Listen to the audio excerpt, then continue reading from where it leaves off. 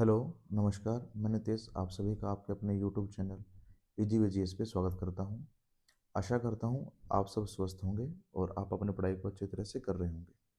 तो आज हम प्राचीन इतिहास में पोस्ट गुप्त पीरियड पढ़ेंगे, जो कि हम देखेंगे कि गुप्त साम्राज्य के बाद कौन कौन से राजवंश आए और कौन कौन शक्तिशाली रहे और किस किस ने कब तक शासन किया। उनकी फिर हम प्रशासनिक इकाई देखेंगे, आर्थिक देखेंगे, हर चीज़ को हम कवर करेंगे। तो सबसे पहले है भाई वल्लभी का मैत्रक वंश। कौन सा भाई? वल्लभी का मैत्रक वंश, जिसकी स्थापना किसने की थी भाई? भट्टारक ने की थी। ठीक है, किसने की थी भाई? भट्टारक ने की थी। और भट्टारक जो कि भाई गुप्त समय के समय ये सेनापति था। क्या था भाई? ये सेनापति था।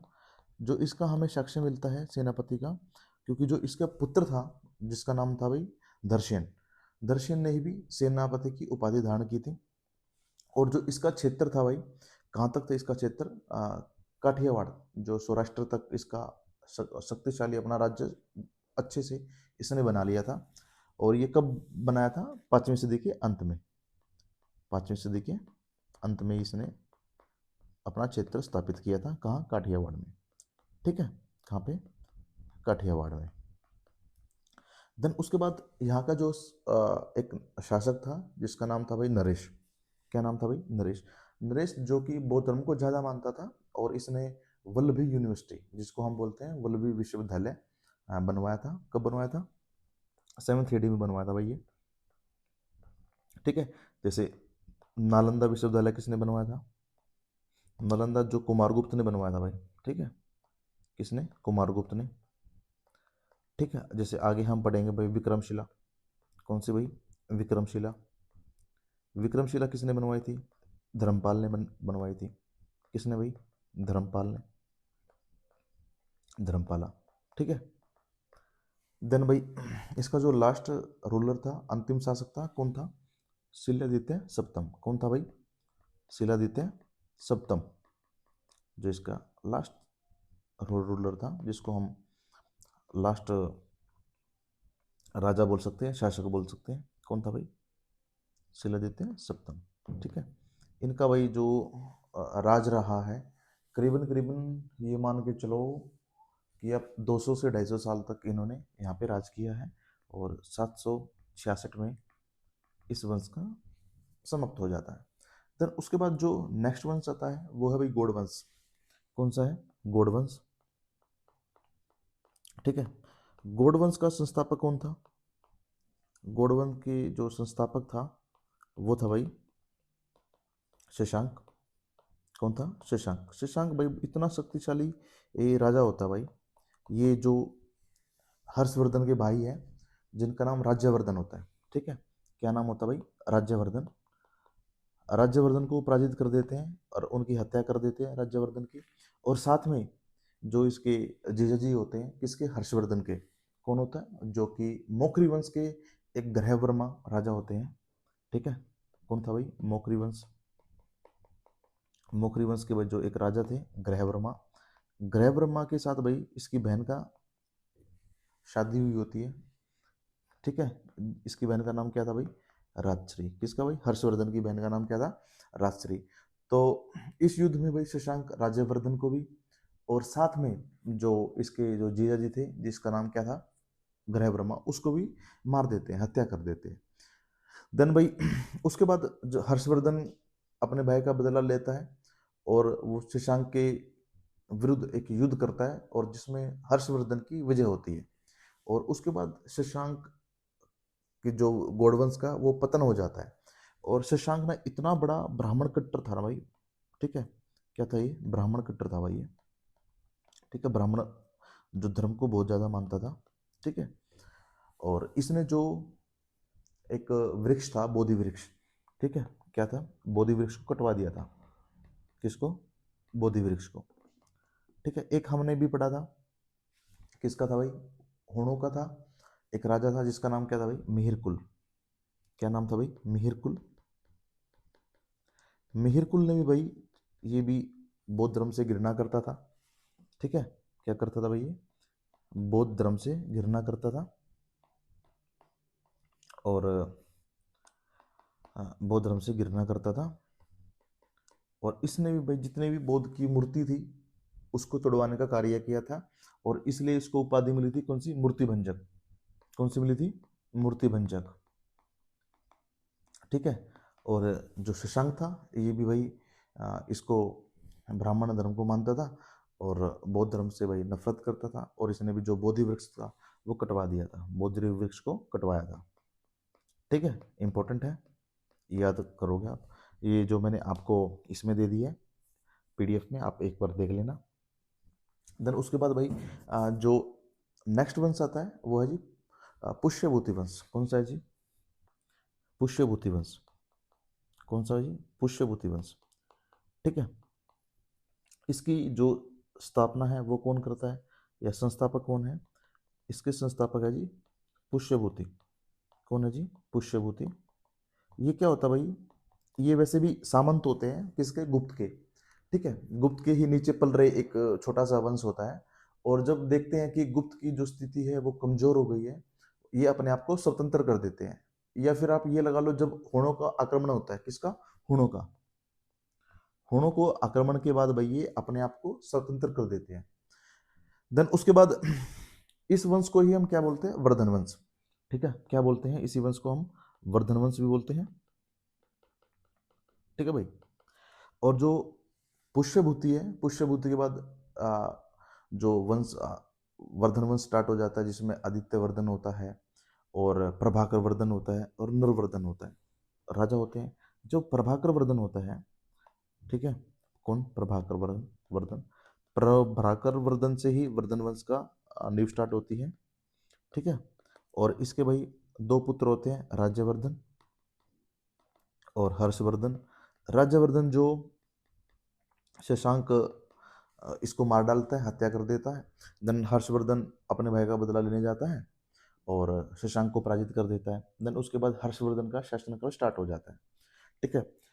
जो हर्षवर्धन है भाई, ठीक है, हर्षवर्धन का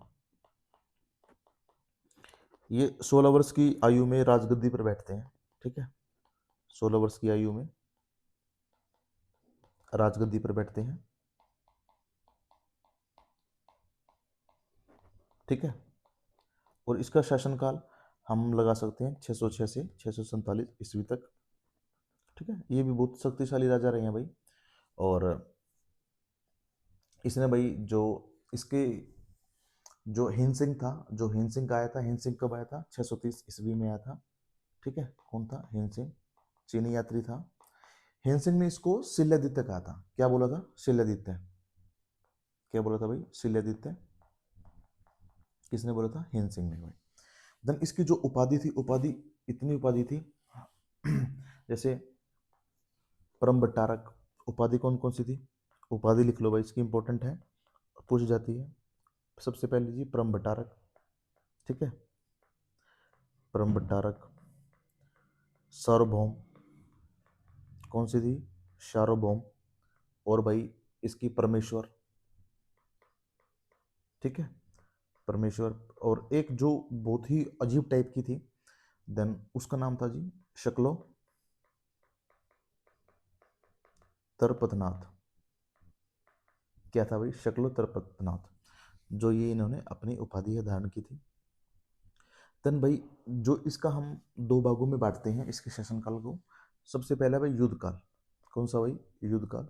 युद्ध काल को हम रखते हैं 606 से 612 ईडी तक। ठीक है। और जो शांतिकाल है, शांतिकाल को रखते हैं हम, सॉरी, 612 से 642 तक। अब क्या होता भाई ये भाई ये जो एक अहोल अभिलेख से हमें पता चलता है, जो कि चालुक्य वंश का एक राजा होता है जिसका नाम क्या होता है, पुलकेशन द्वितीय। कौन कौन से भाई, ये बात है 620 ईस्वी की, एडी की। क्या होता भाई, अहोल में, अहोल इंस्क्रिप्शन में एक हमें युद्ध पता चलता है किसके बीच में, चालुक्य राजा, जिसका नाम होता है भाई पुलकेशन द्वितीय। क्या होता है भाई, पुलकेशन द्वितीय। और हर्षवर्धन। इसमें क्या भाई, हर्षवर्धन की हार हो जाती है, हर्षवर्धन लोस्ट हो जाता है इसमें। तो एक ये युद्ध था भाई। और जो इसका शासनकाल था, शासनकाल उत्तर में कश्मीर, ठीक है, ये मैंने पीडीएफ में दे दिया, आप इस चिंता मत करना। और दक्षिण में नर्मदा तक, और भाई पश्चिम में गुजरात, और पूर्व में असम। यहाँ तक इसका राज्य फैला हुआ था, मतलब बहुत ही शक्तिशाली राजा थे भाई, ठीक है।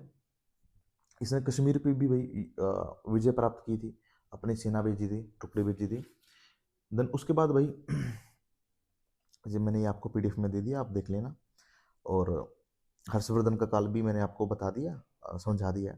देन उसके बाद इसकी जो चाह थी ना कि पूरे भारत को जीतना, अखंड भारत को जीतना, या विश्व को जीतना, तो जो पुलकेशिन द्वितीय था, इसने इसके जो सपनों पे पानी फेर दिया था, क्योंकि पुलकेशिन द्वितीय ने इसको हरा दिया था, और इसको ना बस जो नर्मदा नदी तक ही सीमित रख दिया था, ये उसके दक्षिण में जा नहीं पाया नर्मदा नदी के। तो यही बात इसने कही है। देन उसके बाद भाई इसमें क्या होता भाई, एक चीनी यात्री आता है भाई, जिसका नाम क्या होता है, हिंसान, ठीक है। कौन सा होता है भाई, हिंसान। हिंसांग इसको क्या बोलता है, शिलादित्य। क्या बोलता है भाई इसको, शिलादित्य। अब क्या होता भाई, ये सबसे पहले ये शिव भगवान के उपासक थे, ठीक है। किसके उपासक थे भाई, शिव भगवान के उपासक थे। जब ये हिंसांग से मिलते हैं, ये बौद्ध धर्म को मानने लग जाते हैं, ठीक है। किसको मानने लग जाते हैं भाई, बौद्ध धर्म को मानने लग जाते हैं। और फिर ये हर 5 साल बाद, ठीक है, क्या भाई, ये हर 5 साल बाद ये एक क्या रखवाते हैं भाई, एक आयोजन करवाते हैं, ठीक है। कहाँ पे, प्रयाग में। हर 5 साल बाद वही आयोजन करवाने लग गए, किसका, बौद्ध धर्म का, जिसको हम क्या बोलते थे, महामोक्ष परिषद। क्या बोलते थे, महामोक्ष परिषद। ये इंपॉर्टेंट है, आ जाएगा कभी, ठीक है। महामोक्ष परिषद की कहाँ पे होता था, प्रयाग इलाहाबाद में होता था, जिसका नाम आज प्रयागराज कर दिया है। तो ये कहाँ पे होता था, महामोक्ष परिषद, ये इलाहाबाद में होती थी, हर 5 वर्ष में होती थी। कौन करवाता था, हर्षवर्धन करवाता था, ठीक है। देन उसके बाद जो हर्षवर्धन इतना महान था, इतना अच्छा लेखक था, साहित्यकार था, इसने बुक्स लिखी थी। कौन सी बुक लिखी थी, नागानंद। कौन सी है सबसे पहले भाई, नागानंद, ठीक है। जो कि हर्ष और भगवान बुद्ध के बारे में बताते हैं। कौन सी है, नागानंद। देन उसके बाद रत्नावली। कौन सी है जी, रत्नावली। उसके बाद है जी प्रियदर्शिका, ठीक है। ये 3 बुक किसने लिखी थी भाई, हर्षवर्धन ने लिखी थी, ठीक है। कौन कौन सी, नागानंद, रत्नावली और प्रियदर्शिका। जो इसके पोइट जो थे, दरबारी पोइट थे, दरबारी कवि जिसको हम बोलते हैं, वो थे बाणभट्ट। बाणभट्ट भी बहुत अच्छे लेखक साहित्यकार थे। उसने कौन कौन सी बुक लिखी थी बाणभट्ट ने, हर्षचरित्र और कादम्बरी। इंपॉर्टेंट है, कौन कौन सी, हर्षचरित्र, ठीक है, और कादम्बरी, ठीक है। ये 2 बुक्स किसने लिखी थी भाई, हर्षवर्धन ने लिखी थी। हर्षवर्धन, जो कि हर्षवर्धन ने, सॉरी, बाणभट्ट ने लिखी थी। और इसके यहाँ पे भाई एक प्रसन्न राघव था, ठीक है। किसके द्वारा लिखी थी, जयदेव द्वारा लिखी गई थी। मतलब बहुत सी यहाँ पे कवि, मतलब ये प्यार करता था भाई, क्लास से प्यार करता था बहुत ज़्यादा। तो इसके दरबारी कवि भी अच्छे थे, जैसे जयदेव था। जयदेव ने भाई प्रसन्न राघव में हर्ष को भास कहा था भाई, ठीक है। देन उसके बाद भाई इसकी भाई जो हेन सिंह था, हेन सिंह की हम यात्रा देख लेते हैं। ये भारत में आया था 630 में, ठीक है, 630 एडी में। और 15 वर्ष तक ये यहाँ पे रहा था। कितने वर्ष तक भाई, 15 वर्ष तक ये यहाँ पर रहा था। और इसने हर्ष को क्या बोला था, शिलादित्य बोला था। हेन सिंह ने हर्ष को क्या बोला भाई, हेन सिंह ने हर्ष को क्या बोला, शिलादित्य। क्या बोला भाई, शिलादित्य बोला। इंपॉर्टेंट है ये नाम, ठीक है। और इतने अच्छे ये दोस्त हो गए थे, मित्र हो गए थे। मतलब इस हर्षवर्धन के जो दरबार था, इतना सम्मानित मिला था, इतना सम्मान मिला किसको, जो कि हेन सिंह थे। और हेन सिंह ने भी भाई इसको शक्तिशाली, न्यायप्रिय, दयालु, हर जहाँ से इसको तोलना था, हर चीज से तोला था। किसने? हेन सिंह ने हर्ष को मतलब बहुत ही अच्छा नेता बताया था, अच्छा राजा बताया था। तो ये थी भाई हेन सिंह की और हमारे हर्षवर्धन की जो बातें थी। और हेन सिंह की जो पुस्तक थी उसका नाम क्या था भाई? सी यू की। क्या नाम था भाई? सी यू की। ठीक है भाई। देन उसके बाद आ जाता जी पाल वंश। जब शशांक गौड़ के शासक थे, उसकी मृत्यु हो जाती है। किसके द्वारा हो जाती है भाई? हर्षवर्धन के द्वारा। उसके बाद वहां पे इतनी अशांति, अराजकता इतनी फैल जाती है कि वहां पे सर्वसम्मान, मतलब सर्वसम्मति से गोपाल गोपाल को वहां का राजा बना दिया जाता है। और वहीं से जो पाल वंश की नींव है वो रखी जाती है। तो पाल वंश की नींव किसने रखी थी? गोपाल ने। किसने रखी थी भाई? गोपाल ने। ठीक है, कब रखी थी? 750 में। ठीक है, 750 से 770 तक रहा था। और ये बौद्ध धर्म का अनुयायी था। और इसने ओदंतपुरी में एक मठ की स्थापना करवाई थी। ठीक है, कहाँ पे? ओदंतपुरी में। इंपॉर्टेंट है, स्टार मार्क कर लेना। देन उसके बाद आता है धर्मपाल। धर्मपाल सबसे इंपॉर्टेंट है। पाल वंश में धर्मपाल आप याद रखोगे। ठीक है, धर्मपाल किसका पुत्र था? धर्मपाल पुत्र था भाई गोपाल का। और ये भाई जो त्रिपक्षीय युद्ध हुआ था, ठीक है, सॉरी, जिसको त्रिपक्षीय हम संघर्ष बोलते थे, जिसमें पाल था, राष्ट्रकूट थे, गुर्जर प्रतिहार था। इन तीनों आपस में त्रिपक्षीय, जो कि कन्नौज के लिए युद्ध होते रहते थे। तो इसी बीच यहाँ पे बाहर आके जो भारी लोग थे वो फायदा उठा जाते हैं। ठीक है, अगर ये त्रिपक्षीय संघर्ष में ना उलझे होते, अपन एक सीमा डिसाइड कर लेते कि मेरी सीमा यहाँ तक है, मेरी सीमा यहाँ तक है। ठीक है, जैसे आज के दिन है, आप ना हमेशा देखना कि जिसकी सीमा ना ऐसे होगी ना, ऐसे ऐसे ऐसे ऐसे ऐसे ऐसे ऐसे, मतलब उन दो देशों के संबंध कुछ अच्छे नहीं मिलेंगे। ठीक है, जैसे हम इसमें देखते हैं, अफ्रीका में देखते हैं। अफ्रीका में बहुत से देशों की ऐसी सीधी मिलती है, ऐसे ऐसे ऐसे। वहाँ के मतलब संबंध ये है कि अच्छे संबंध है। तो मैं कहाँ पे था भाई? मैं यहाँ पे था कि अगर ये अपनी सीमा डिसाइड कर लेते कि मेरी सीमा यहाँ तक है। जैसे एक हम एनिमल बिहेवियर में भी देखते हैं ना कि एक जो डॉग है वो अपनी सीमा बना के रखता है, कैट भी अपनी सीमा बना के रखती है। एक दायरा होता है यार, टाइगर भी अपना दायरा बना के रखता है। वो मार्क छोड़ते हैं कि ये दायरा मेरा है भाई, इसके आगे मैं नहीं जाऊंगा। तो अगर वो दायरा अपना सीमा बना ले लेते, शायद हमारा मध्यकाल कुछ अलग ही होता। या फिर जो पृथ्वीराज चौहान थे, वो 1191 वाले तराइन के युद्ध में मोहम्मद गोरी को पराजित कर देते, तो शायद कुछ अलग ही होता। या फिर मूलराज जो द्वितीय थे, जिसमें मोहम्मद गोरी हारे थे। देखो, एक बार जब हारे थे ना मोहम्मद गोरी 1178 में, जो भीम टू से हारे थे, देन उसके बाद उसको पता है कितने साल लग गए? 10 से 12 साल लग गए दोबारा भारत में आने के लिए। ठीक है, अगर दोबारा फिर वो हारा था किससे? पृथ्वीराज चौहान से। पृथ्वीराज चौहान फिर उनको मार देते ना, तो शायद पूरे मध्यकाल का कुछ अलग ही रुख होता। खैर छोड़ो। तो जो धर्मपाल था, त्रिकोण जो त्रिपक्षीय था उसमें उलझे रहे थे। इसने किसको हराया था? इंद्रयुद्ध को हराया था भाई। ठीक है। और इसने जो उपाधि ली थी, कौन सी उपाधि ली थी? उत्तरपद स्वामी। उपाधि देख लो कौन कौन सी ली थी। उपाधि एक तो थी भाई परम सौगात, और उत्तरपद स्वामी। कौन सी थी? उत्तरपद स्वामी। ठीक है, जैसे कुमारगुप्त ने नालंदा विश्वविद्यालय बनवाया था, नरेश ने वल्लभी विश्वविद्यालय बनवाया था, ऐसे ही विक्रमशिला विश्वविद्यालय किसने बनवाया था? धर्मपाल ने, जो कि बिहार में है। और इसने एक सोमपुर महाविहार भी बनवाया था, जो कि अभी वर्तमान बांग्लादेश में है। कहाँ पे है सोमपुर विहार? बांग्लादेश में। इंपॉर्टेंट है, याद रखोगे। देन यहाँ पे विक्रमशिला पे आप ये याद रखना बस, ये तो ज़्यादा फालतू की डिटेल्स मैंने प्रोवाइड की है। ठीक है, क्योंकि इतनी इंपॉर्टेंट है भी नहीं है, बट फिर भी मैंने डाल दी है कि विक्रमशिला किसने बनवाई थी? धर्मपाल ने बनवाई थी। कब? 8th सेंचुरी में बनवाई थी भाई ये। ठीक है। और यहाँ पे व्याकरण, तर्कशास्त्र, मीमांसा, तंत्र, हर चीज़ की पढ़ाई होती थी, अध्ययन करवाया जाता था। ठीक है। और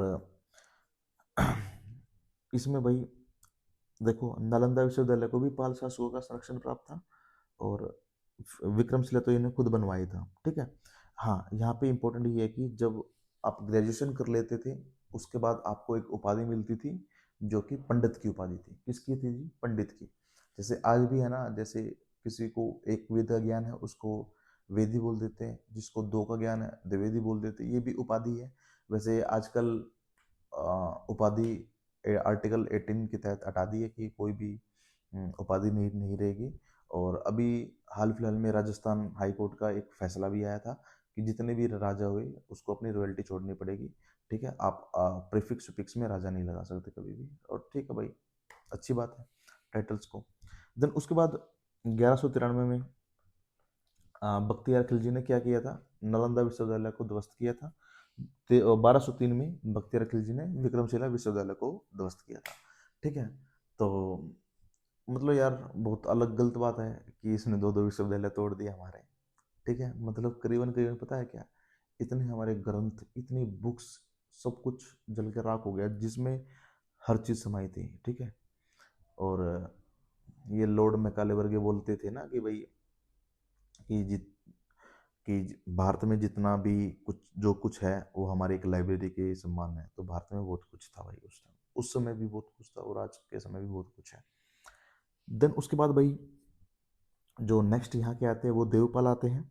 ठीक है, देवपाल बैठते हैं गद्दी पे और मुंगेर को अपनी राजधानी बनाते हैं। ठीक है। और इसने मतलब विस्तारवादी नीति अपनाई थी कि मैं अपने क्षेत्र का विस्तार करूंगा। ठीक है। और कैपिटल कौन सी बनाई थी? मुंगेर बनाई थी। कौन सी बनाई थी भाई? मुंगेर बनाई थी। ठीक है, इंपॉर्टेंट है। इसने भी परम सौगात की, मतलब परम सौगात की वहाँ पे महाराजा धीराज की ज़्यादा थी। ठीक है, कहाँ पे? गुप्त काल में। और सबसे इम्पोर्टेंट ये है कि जो सुलेमान है अरब ट्रेवलर था, अरब यात्री था। इम्पोर्टेंट, मोस्ट इम्पोर्टेंट, आप इसको लगा के चलोगे भाई। किसको? जो देवपाल के शासन में कौन आया था? अरब यात्री सुलेमान आया था। कौन आया था भाई? अरब यात्री सुलेमान आया था। किसके में? देवपाल के में। अरब यात्री सुलेमान कब आया भाई? ये आया था देवपाल के समय। ठीक है। और जो सुलेमान है ना, इसने ये बताया था कि जो गुर्जर प्रतिहार है, राष्ट्रकूट है इनका, क्योंकि यार त्रिपक्ष बहुत बार पूछा गया है, त्रिपक्षीय संघर्ष किस किस के बीच हुआ था? एक तो गुर्जर प्रतिहार थे। ठीक है, गुर्जर प्रतिहार थे। राष्ट्रकूट थे।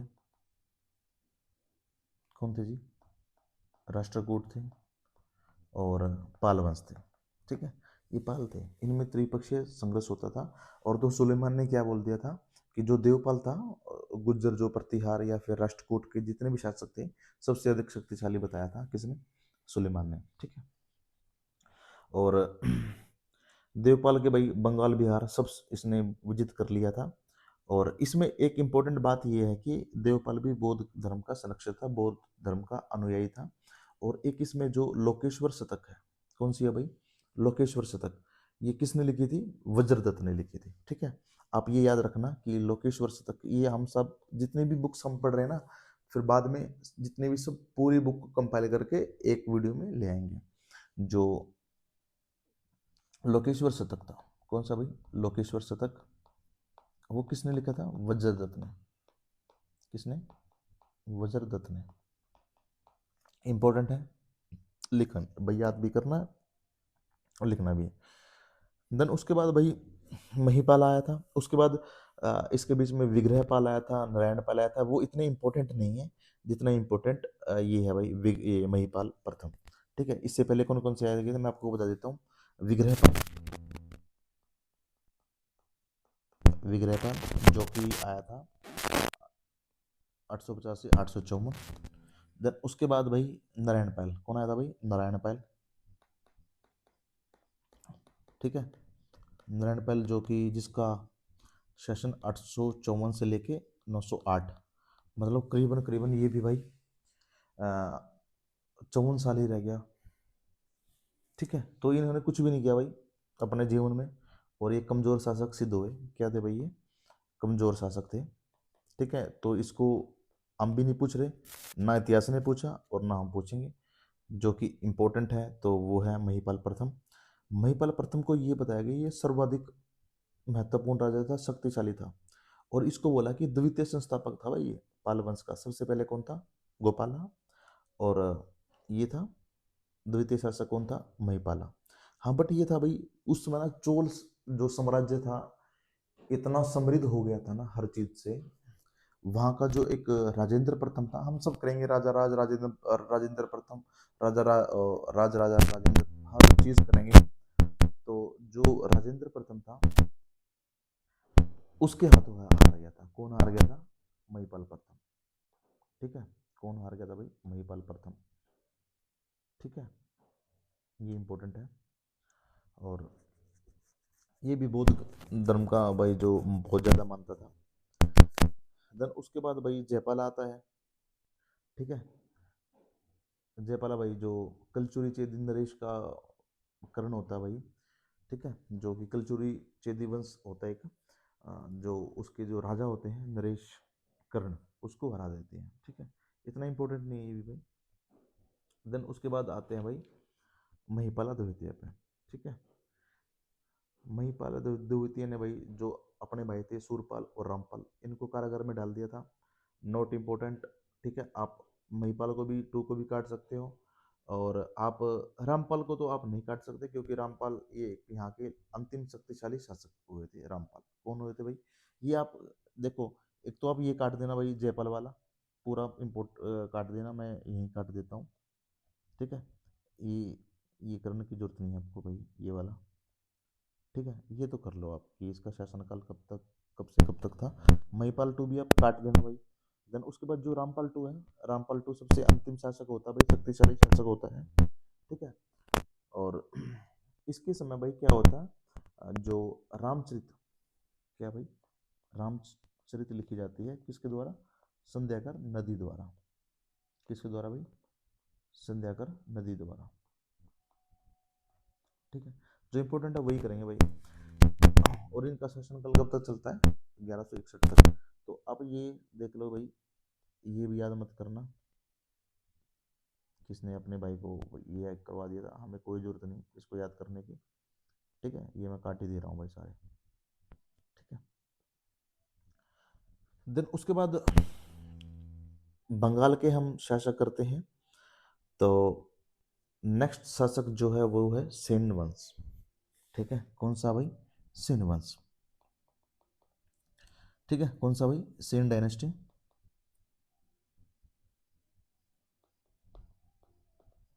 तो सेन की जो डायनेस्टी की भाई किसने स्टार्ट की थी भाई? ये करी थी भाई विजय सेन ने। किसने की थी भाई? विजय सेन ने। ठीक है, सॉरी सॉरी, विजय सेन सेन ने नहीं, सामंत सेन ने। किसने की थी भाई? सामंत सेन ने। सामंत सेन ने भाई इसकी स्थापना की थी। और जो इनकी राजधानी थी, कैपिटल थी, वो थी जी लखनऊ थी। कैपिटल कौन सी थी जी? लखनऊ थी।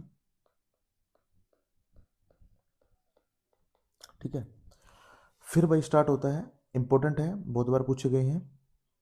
ठीक है, जो लास्ट टाइम का यूपी पीएससी हुआ था भाई, उसमें भी इनके क्रम वाइज पूछे गए थे। तो सबसे पहले सामंत सेन आता है। देन उसके बाद आता है जी विजय सेन। कौन आता है जी? विजय सेन। विजय सेन का शासनकाल कब से कब तक है? शासनकाल तो बेशक आप याद मत करना भाई, कोई इंपॉर्टेंट वाली बात। 1158 तक, 1195 से 1158 तक। तो भाई सामंत सेन का उत्तराधिकारी होता है, और इस वंश का सबसे शक्तिशाली शासक भी होता है भाई। और भाई इसमें भाई इसने क्या, इसने दो नगर बसाए, कौन कौन से? एक तो विजयपुरी और विक्रमपुर। ठीक है, और ये भाई इसके शिव धर्म की, मतलब इस क्या मानते थे भैया? शिव धर्म को मानते हैं, शैव धर्म को। ठीक है, दो नगर कौन कौन से बसाए थे? एक तो विजयपुरी। ठीक है, कौन कौन से? एक तो विजयपुरी और विक्रमपुरी। ठीक है। और ये किसके शैव धर्म थे भाई। इसने जो उपाधि धारण की थी, कौन सी थी ये भाई, परम भट्टारक तो थी, साथ में इसने एक उपाधि धारण करी थी जो कि अलग थी भाई। ठीक है, कौन सी अलग थी भाई, अरिराज, हरिराज वृषभ शंकर। ठीक है, ये इंपॉर्टेंट है, ये पूछी जाती है भाई, किसकी थी, विजय सेन। विजय सेन के बाद आते हैं भाई बलाल सेन। बलाल सेन ये मानते हैं कि भाई ये भाई लिखे हुए बहुत अच्छे थे। ठीक है, और विजय सेन के पुत्र थे, और भाई ये कुलीन प्रथा का प्रारंभ किया था। ठीक है, और इसमें सबसे इम्पोर्टेंट है बुक है, मतलब कौन कौन सी, दान सागर और अद्भुत सागर, दो ग्रंथ लिखे थे इसमें। इंपॉर्टेंट है, दान सागर बहुत बार पूछा गया है, तो आप इसके ऊपर 2 से 3 बार स्टार मार्क कर सकते हैं। ठीक है, देन उसके बाद आता है जी लक्ष्मण सेन। कौन आते हैं जी, लक्ष्मण सेन। लक्ष्मण सेन जो है भाई, ये सेन वंश का अंतिम शासक होता है, महत्वपूर्ण। ठीक है, और इसने भी अपनी राजधानी नवद्वीप से विक्रमपुर, ठीक है, विक्रमपुर कर दी थी इसने। ठीक है, और क्या होता है 1203 में ये जो विक्रमशिला है वो ध्वस्त कर देते हैं। कौन कर देते हैं, मैं आपको बताता हूँ। जैसे बख्तियार खिलजी है ना, बख्तियार खिलजी कुबुद्दीन ऐबक पता है क्या क्या करते हैं, अपना जो राज्य है ना वो बांट देते हैं। ठीक है, जब हम आगे पढ़ेंगे ना तो वो अपना बांट देते हैं। जो बख्तियार खिलजी है ना, बख्तियार खिलजी के हिस्से में आता है बिहार, उड़ीसा, बंगाल। ठीक है, ये सब बख्तियार के हाथ में आता है। और बख्तियार जितने भी वहाँ पे, इसको भी मूर्ति भंजक बोलते हैं यार, ये बख्तियार को भी, मतलब इसने बहुत से मंदिरों को भी, विश्वविद्यालयों को भी तोड़वाने का काम किया है। तो 1204 में बख्तियार खिलजी बंगाल पर आक्रमण कर लेते हैं भाई, और बलाल सेन को पराजित कर देते हैं। ठीक है भाई, ये इसकी इम्पोर्टेंट थी। और ये तो भाई इसमें ये है कि प्रसिद्ध कवि जो जयदेव है, जिसने गीत गोविंद की रचना की थी, उसके दरबार में रहते थे। इम्पोर्टेंट है, जयदेव किसके दरबार में रहता था, लक्ष्मण सेन के दरबार में रहता था। इम्पोर्टेंट है, आप स्टार मार्क कर लियो। ठीक है, देन उसके बाद भाई जो नेक्स्ट वंश है वो है जी कश्मीर के, हम वंश करेंगे। हाँ, इसमें आप एक बात और ऐड कर लेना, जो लक्ष्मण सेन है ये वैष्णव, कौन से जी, वैष्णव थे। ठीक है, कौन थे ये, वैष्णव थे। और भाई इसकी उपाधियाँ कौन कौन सी थी, इसकी उपाधियाँ थी भाई, इसने भी कौन सी उपाधि थी, परम भागवत की उपाधि ली थी। इसकी ली थी परम भागवत की। ठीक है, देन उसके बाद भाई हम कश्मीर के जो जितनी भी डेंसिटी है हम उस पर चलते हैं। सबसे पहले जी कारकोट। ठीक है, कारकोट के जो फाउंडर थे और दुर्लभ वर्धन थे। कौन थे जी, दुर्लभ वर्धन, नाम से दुर्लभ थे यार। ठीक है, दुर्लभ वर्धन थे भाई। और जो इसमें सबसे महान राजा रहे हैं वो है जी ललितादित्य मुक्तापीड़। कौन है जी, ललितादित्य मुक्तापीड़। ठीक है, यही जो सूर्य मार्तंड मंदिर है ना, इसने निर्माण करवाया था भाई। ठीक है, इसका कश्मीर का सर्वश्रेष्ठ मतलब शासक बोलना मतलब अच्छा राजा था, सर्वश्रेष्ठ शासक था। और जो कल्हण की राजतरंगिणी थी उसमें इसका जिक्र है। और इसने जो कन्नौज का शासक था, कौन सा, यशो वर्मा, उसको पराजित किया था। इंपॉर्टेंट है, कल्हण ने इसको पराजित किया था भाई, कन्नौज के जो शासक थे यशो वर्मन, उसको पराजित किया था। और भाई ये वैष्णव धर्म के अनुयायी थे, बट ये बौद्ध धर्म को भी आदर करते थे। इंपॉर्टेंट है, और इसने जो कश्मीर में मार्तंड सूर्य मंदिर था उनका निर्माण करवाया था।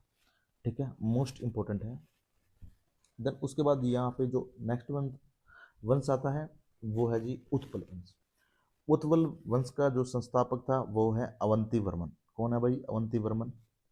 ठीक है, इसके भाई काल में शांति रहती है। ठीक है, सबसे इम्पोर्टेंट ये है भाई, जो इसने भाई अवंतीपुर नामक स्थापना करवाई थी, और अभ्यंता सुए जो सिंचाई के लिए नहर का निर्माण करवाया था।